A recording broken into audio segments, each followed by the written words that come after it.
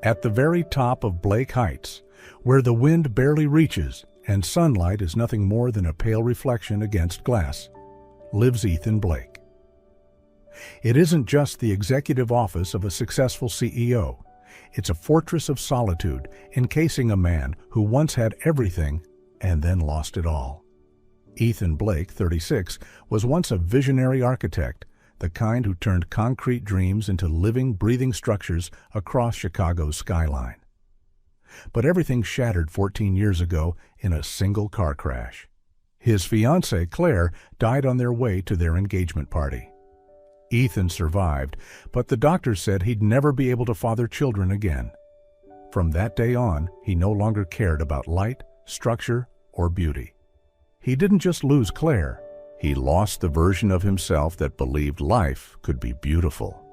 He withdrew from the architectural world, rebranding himself as the cold, calculated CEO of Blake Enterprises, the very company he co-founded with his best friend, Darren Miles.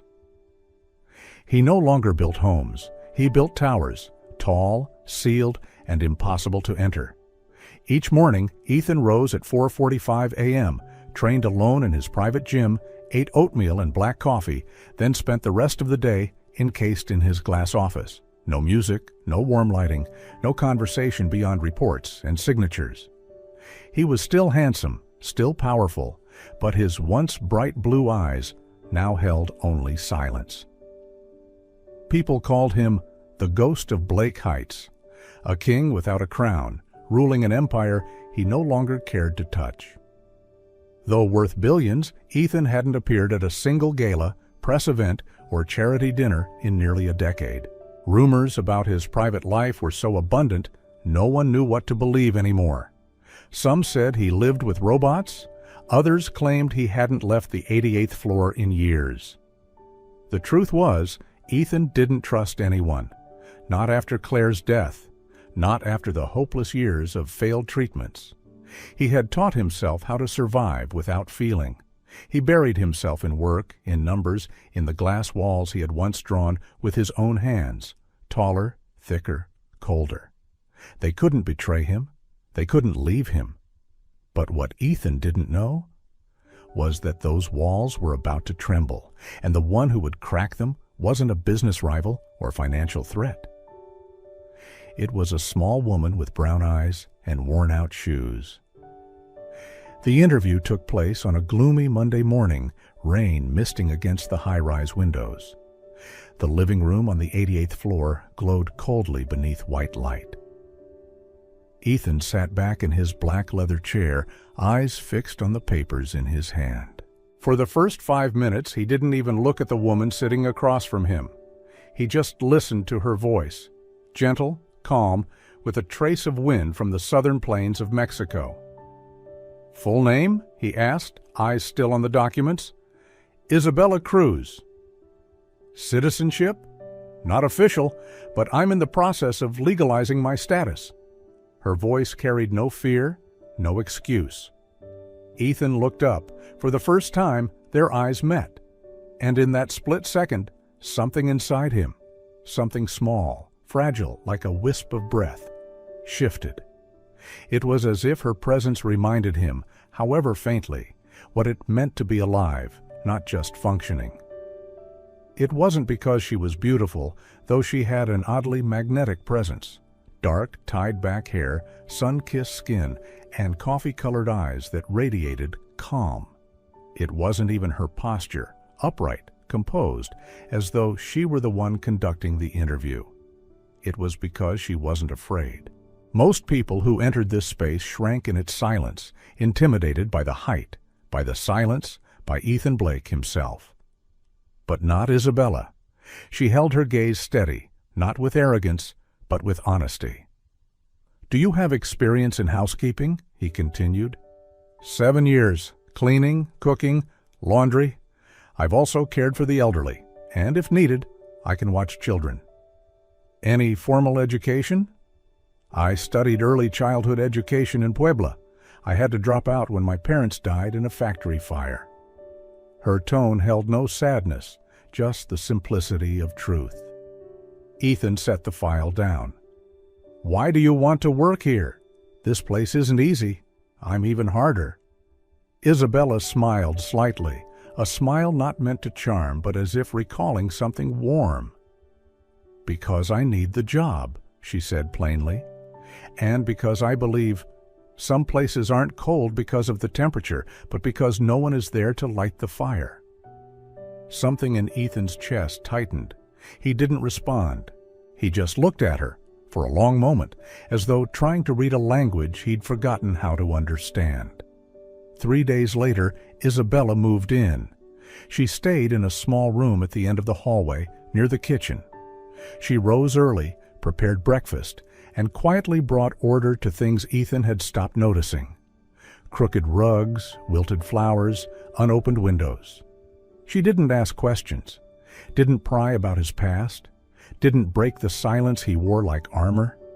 Yet somehow she existed in his life, like the first hint of warmth after a winter that had lasted far too long. One evening, as Ethan sat alone staring out at the city lights, Isabella quietly placed a cup of chamomile tea beside him. Not coffee, not whiskey, just warm tea. "You should sleep early," she said, her voice barely above a breeze. Ethan looked at the tea, then at her.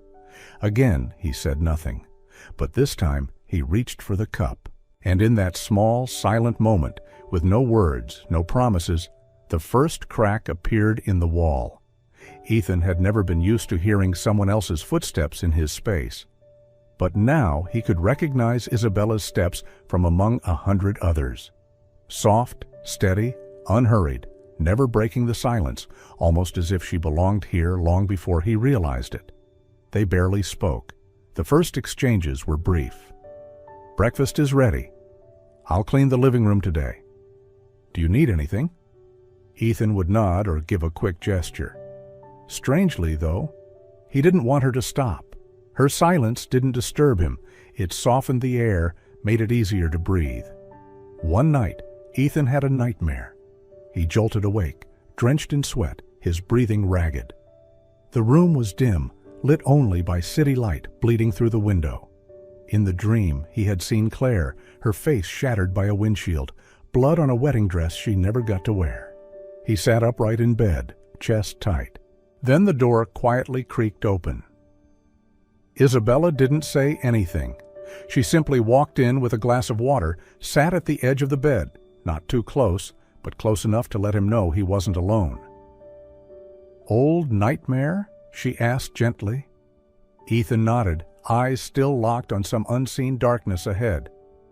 "I have nightmares too," Isabella said, her voice calm. "Fire, smoke, screaming. Some nights I wake up not remembering where I am. But I learned something. If someone's sitting nearby, it becomes a little easier to breathe." He turned to her. In the faint glow, her face was bare, unguarded, just an honest woman sharing pain. "My parents died in a factory fire when I was 18, she continued. "I dropped out of school, brought my grandmother across the border. We used to sleep in churches, live off leftover food. There were nights I thought I'd never laugh again." The silence that followed wasn't awkward. It was sacred, as if each word had been drawn from an old wound. "But then," she smiled softly, "I found my laughter again, in small things. A child's hug, the smell of roasted corn, the sound of someone breathing steadily in their sleep." Ethan didn't respond. He just looked at her, longer than usual. For the first time in years, his pain wasn't private anymore. It was seen. And somehow, that made it lighter. From that night, small conversations began to blossom between them. When she brought him tea at night, when he happened to be in the kitchen while she cooked. They weren't long, they weren't forced, but each word felt like a tiny key, unlocking a hidden door inside Ethan's heart. Isabella never asked about Claire, never dug into the past he had buried deep. But with her gaze, with words soft as breath, she let him know. She saw him, not the cold CEO, not the billionaire, but a man in pain, still trying to survive. And that was something Ethan had never received from anyone, not even from Claire. That night, after Isabella left the bedroom with the empty glass in hand, Ethan remained seated in the dark for a long while. His senses were engulfed in something unfamiliar, not pain, not quite peace either. Just presence, gentle as breath, yet impossible to ignore. He leaned his head against the wall and closed his eyes. Her words echoed quietly in his mind. If someone's sitting nearby, it becomes a little easier to breathe. How long had it been since he'd felt that? How long since someone had truly stayed when he was at his most vulnerable? No hand to hold, no ear to listen without judgment. Claire had loved him, yes, but they were so young. Their love was beautiful, but not yet deep enough to reach the fears that ran through him. Fears of loss, helplessness, the inability to protect. After her, Ethan closed his doors to the world. People came and went. Everything was conditional. Benefits, alliances, reputation. But Isabella, she had been there, quietly, without demand, without expectations. She didn't try to fix him. She just sat beside him, exactly when he needed it the most. Ethan clenched his fists, feeling a strange ache in his chest, not pain, but something like a lock beginning to turn. A faint glimmer cracked open inside his mind, not defined, not fully formed, but real. And in that wordless moment, Ethan realized, for the first time in 14 years, he didn't feel entirely alone anymore. The feelings between Ethan and Isabella arrived like the beginning of a love song. Slow, quiet, never loud. No one said it out loud. No one tried to name it. But somewhere between the cups of chamomile tea, the glances that lingered longer than necessary, and the evenings that were no longer lonely, something gentle was growing. Ethan wasn't used to someone existing in his space, let alone the feeling of missing that person when she was gone. But these past few days, every time Isabella went back to her room, the apartment felt emptier. Even the silence changed, colder, heavier, more echoing. He didn't call it love, maybe because he was afraid to, or maybe because he didn't believe he was capable of loving again. But some nights, lying alone in the dark, he would wonder, if she left, would he fall back into that endless void again? One April afternoon, with golden light slanting through the floor-to-ceiling glass in the living room, Ethan paused at the kitchen doorway. Isabella was wiping down the wooden table, her hair tied back neatly, a few strands falling against her neck. He watched her in silence, not the way a man watches a woman, but like someone seeing something precious he didn't dare touch. "Isabella," he said. His voice was low but clear. She looked up, a bit startled. It was the first time he had ever spoken her name, his real voice, not filtered through assistants or schedules. "If you're free tonight, would you have dinner with me?" Isabella stood still for a moment. Then her lips slowly curled into a smile, not surprised, not hesitant, just soft, like the first warm breeze of early summer. "Yes," she replied. That night's dinner wasn't a date in the usual sense. No candles, no flowers, no wine. Just tamales, stewed beans, and saffron rice. Meals she'd learned to cook with Abuela Maria. Ethan didn't notice how much he ate, only that, for the first time in years, he didn't feel time passing. The meal didn't feel like a biological routine. It felt alive. After cleaning up, they sat on the balcony, where the wind blew between steel towers and the city glowed with lights below. Ethan spoke about his university days, sleepless nights sketching blueprints, his dream of building a house full of sunlight, a place where no one had to hide in corners to cry. Isabella listened intently. She didn't interrupt with empty praise. She didn't call him a genius, didn't act surprised, but her eyes stayed on him as if every word he said mattered. Ethan felt heard, not because he was a CEO, not because of his losses, but because he was simply himself. For the first time in years, someone wanted to hear Ethan, the man learning to breathe again. That night, as he walked her to her door, she turned and asked, "Why did you choose me, out of so many applicants?" Ethan paused for a moment, then answered plainly, "Because you were the first person who wasn't afraid of me." 2 weeks later, Ethan decided to bring Isabella to meet his mother, Catherine Blake, at a prestigious charity gala. He knew exactly how she might react, but he was done hiding. Not Isabella, not this feeling. The moment Catherine saw Isabella, the expression on her face darkened, just slightly, but enough for Ethan to notice. She scanned Isabella's simple dress, her worn shoes, and makeup-free face with icy precision. "You're serious?" she asked quietly, just enough for the two of them to hear. Ethan didn't respond. He just held Isabella's hand tighter. She tensed for a second, but didn't pull away. Throughout the evening, Catherine barely acknowledged Isabella. When friends asked who she was, Catherine simply called her a temporary assistant. Isabella didn't flinch. She didn't react. Her silence spoke louder than any protest, and Ethan realized her stillness carried more strength than most people's words. 2 days after the gala, Catherine Blake summoned Ethan to the family estate in Lake Forest. The old mansion, where Ethan had grown up, now felt like a distant memory to him. Cold, pristine, always smelling of perfume that was too strong. Catherine sat in the drawing room, holding a glass of white wine. Her gaze was sharp, as if she had rehearsed this confrontation.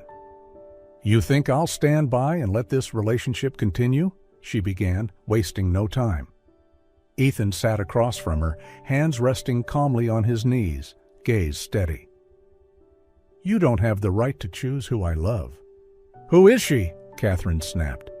"Catherine, a housekeeper? No legal status? No education? No place in society? You're destroying your reputation." "She's the one who made me feel human again," Ethan replied, his voice low but firm.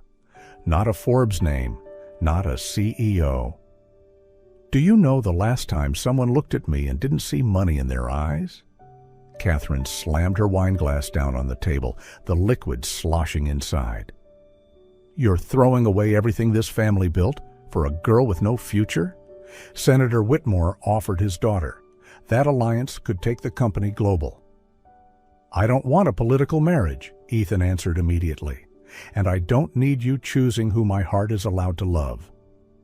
One day, you'll regret it, when she leaves, when she breaks you."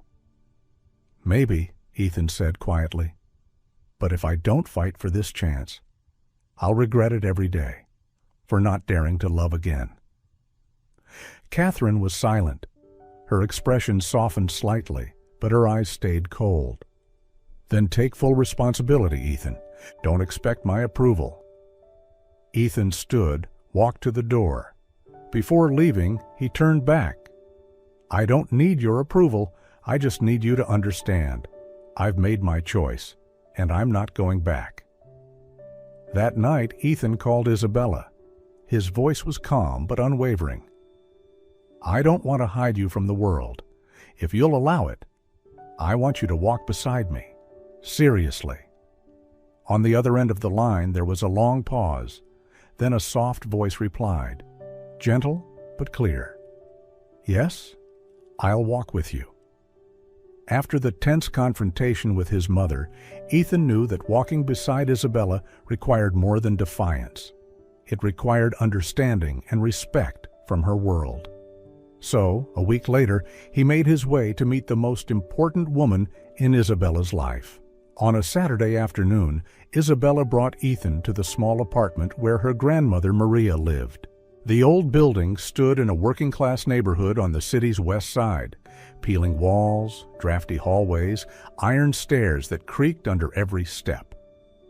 Ethan wasn't used to places like this.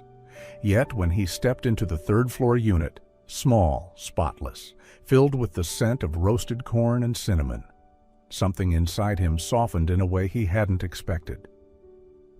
Maria was waiting at the table. She wore a simple cotton dress, silver hair tied in a neat bun, sharp eyes behind old glasses.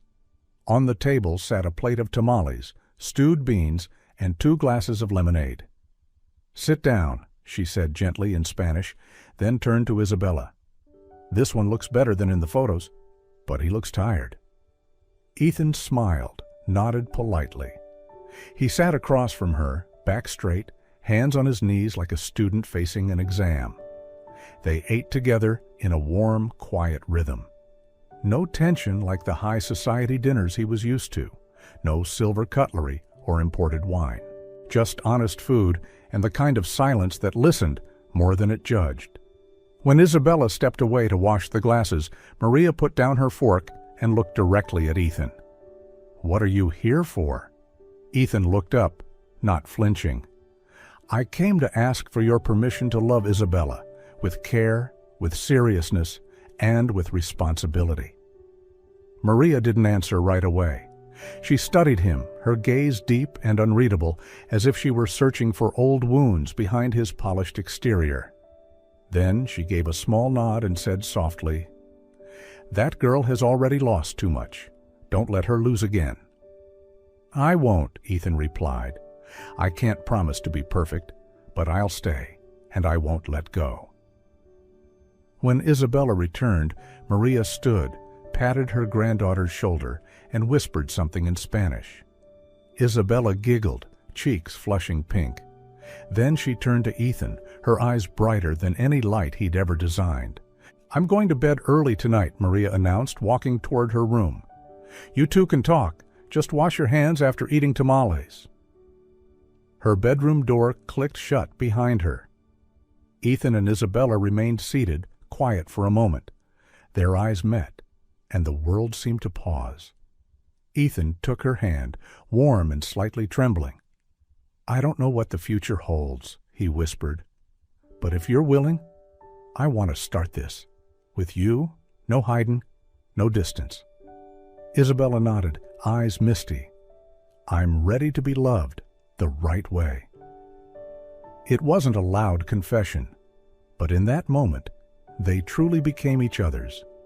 In that moment, surrounded by the warmth of a modest kitchen and the eyes of the woman he loved, Ethan truly believed life had finally given him a second chance. But sometimes, the sky collapses just when you dare to believe in peace again. That morning started like any other, calm, strangely quiet. Isabella was preparing breakfast in the kitchen when the floor-to-ceiling windows began to tremble violently.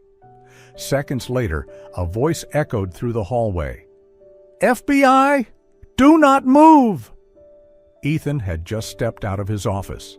His expression darkened instantly as a wave of agents in black suits stormed in, weapons drawn, faces unreadable. One agent stepped forward and held out a warrant. "Ethan Blake, you are under arrest for suspected money laundering, tax fraud, and large-scale financial forgery." Isabella froze in place. Ethan turned to her and with just one look said everything. "Stay back." "This is a mistake," Ethan said, his voice eerily calm.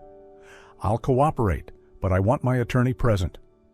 We have evidence from bank accounts, shell companies, and forged documentation. Your system has been under surveillance for 8 months. Ethan stared at the agent. The evidence was too perfect, too clean. He knew then someone was behind this. 3 hours later, in a cold interrogation room, Ethan faced the brutal truth. The insider who handed files to the FBI was Darren Miles, his old friend, his business partner, the man he'd once trusted like family. Darren had signed a non-prosecution deal in exchange for implicating Ethan, trading his own secrets for government silence about his connections with Senator Whitmore's office. Ethan clenched his fists so tightly his palms began to bleed. This wasn't just betrayal. It was the collapse of a world he had built with bare hands and blind trust. He hadn't seen it coming, but now it made sense. Darren's recent distance, the strange late-night calls, the mistaken documents. It wasn't suspicion anymore. It was betrayal. That evening, Isabella was allowed to visit him in the holding room. She rushed in, tears streaming down her face, but Ethan remained oddly composed. "You didn't do this," she choked. "I know you didn't. I'll prove it." "You can't," Ethan shook his head. "They have everything. Bank records, emails, even fabricated financial logs. They've built a story, and it's airtight." She grabbed his hands, tears falling onto his cold wrists. "I'm not leaving you." Ethan was silent for a few seconds, then gently pulled his hand away.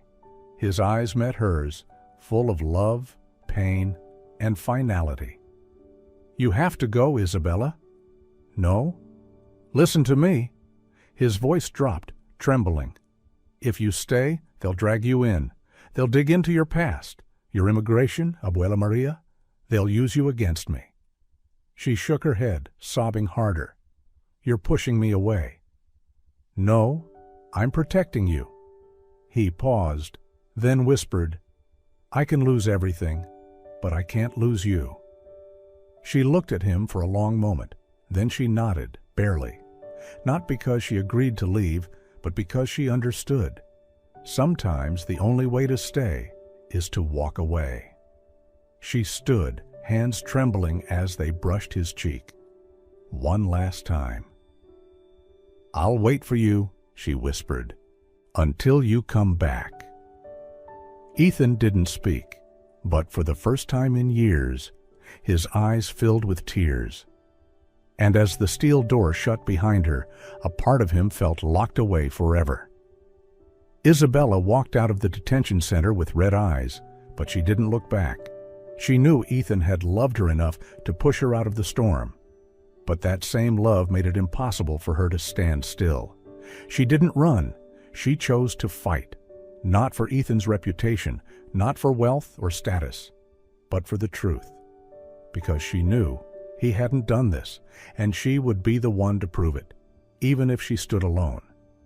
Isabella reached out to Leo Sandoval, a Colombian journalist once threatened with death for exposing a human trafficking ring. Leo was skeptical at first, but after reviewing Ethan's case and the odd gaps in the evidence, he nodded. "You're not just anyone," he said. "You're the woman who's going to bring Whitmore's empire down." With help from a group of volunteers in the immigration network, Isabella began tracing the case in reverse, tracking secret transactions, shady funding documents, and internal memos Darren Miles had signed without board approval. She had once been the woman who mopped the floors. Now she was walking straight into the center of power, and she didn't bow her head. She posed as a job applicant to approach Darren's former assistant, and over the course of weeks, quietly copied hidden files from the system. These documents mapped an entire network of money laundering, policy manipulation, and, most critically, a direct connection between Darren, Senator Whitmore, and a shadow investment fund in the Caribbean. Isabella knew she could be arrested at any moment, but she didn't stop. She had crossed the desert once, slept on cold concrete floors, outran the silence of poverty. She wasn't going to fear the voice of power now. 2 months after Ethan's arrest, Isabella appeared on live television alongside Leo Sandoval, revealing everything. She stood there, not in a designer dress, not giving a grand speech. Just an ordinary woman with fire in her eyes and certainty in her voice. "I have no power, but I have the truth. And this truth will not stay buried, not another day." She didn't just save Ethan, she did what no one else dared. She exposed a corrupt empire the world was too afraid to name. After 2 relentless months, sleepless nights, whispered threats, and the constant fear of arrest, Isabella never backed down. She didn't just clear Ethan's name, she pulled him out of the darkness with nothing but her faith, her courage, and a love that never wavered. And now, with justice finally restored, there was only one thing left to wait for: his return. The day Ethan was declared innocent, it rained lightly in Chicago. He walked out of the courthouse in an old shirt, no cameras chasing him, no black cars waiting, no company, no money. But for the first time in his life, he felt something with perfect clarity: freedom. All his life, Ethan had lived for control, numbers, schedules, boundaries. But today, with nothing left to hold on to, he felt something he hadn't in years. He was finally himself. He didn't return to the old penthouse or check into a luxury hotel. He walked through the scent of wet grass and the October chill, and he knew exactly where to find her. The red maple tree by Lake Michigan, the place where, one late summer evening, they once sat together and spoke of sunlit homes, dinners with laughter, and a future free of fear. She was there, waiting. Isabella wore her caramel coat, holding a paper coffee cup that had long gone cold. The wind played with her hair, but she didn't look away. She had seen him from afar, and when he reached her, neither of them said a word. They just looked at each other for a long, quiet moment, as if everything lost had finally found its way home. Ethan sat beside her. They didn't talk about the trial or the company. They spoke of the maple tree, almost bare now, of Lake Michigan, still the same blue, and of the one thing that remained after everything: love. Ethan opened an old backpack and pulled out a small wooden box. No diamonds, no silver shine, just a simple silver ring, once his own, worn back in college, now remade into something new. His hands trembled as he held it out. "I have nothing to offer, but I have you in my heart. And if you'll say yes, I want to spend whatever days I have left loving you, quietly, fully." Isabella looked at him. No tears, just a smile, gentle, grateful, and deep enough to say, "I've been waiting my whole life for you." "Yes, I will." They kissed under the Chicago sunset. No flashing cameras, no audience, just the two of them, one heart finally free, and another that had waited a lifetime to love the right way. Not every ending is loss. Some endings are beginnings. They didn't need to return to the life they once knew. Because in that moment, when Ethan took Isabella's hand under the Chicago sunset, they both understood. The past was closed, and the road ahead would be written by them from the very beginning. Life after the storm didn't return to what it was. But Ethan and Isabella didn't try to go back. They chose to start over with empty hands and hearts full of hope. They no longer had a penthouse or a 7-figure salary. But they had something they never truly had before: time, peace, and a clear sense that they were finally living in alignment with what they believed. With what little they had left and the support of Leo Sandoval and a few donors, they started a charity fund called Home Again to help immigrants, exploited workers, and families starting from nothing. "No one should be judged for the place they were born," Isabella said at their small launch event, where simple handshakes meant more than grand speeches. Isabella began teaching English to new immigrants. She wasn't a trained teacher, but each class was filled with laughter because she understood them. She had lived like them. She remembered fearing simple questions at airports and clinics. Ethan visited public schools, teaching design basics and introducing architecture to teenagers with limited access. One boy asked him, "How do you know you picked the right career?" Ethan smiled and replied, "I didn't choose a career. I chose to build hope. The job's just the shovel." They lived in a modest apartment near the park. It wasn't luxurious, but it had sunlight.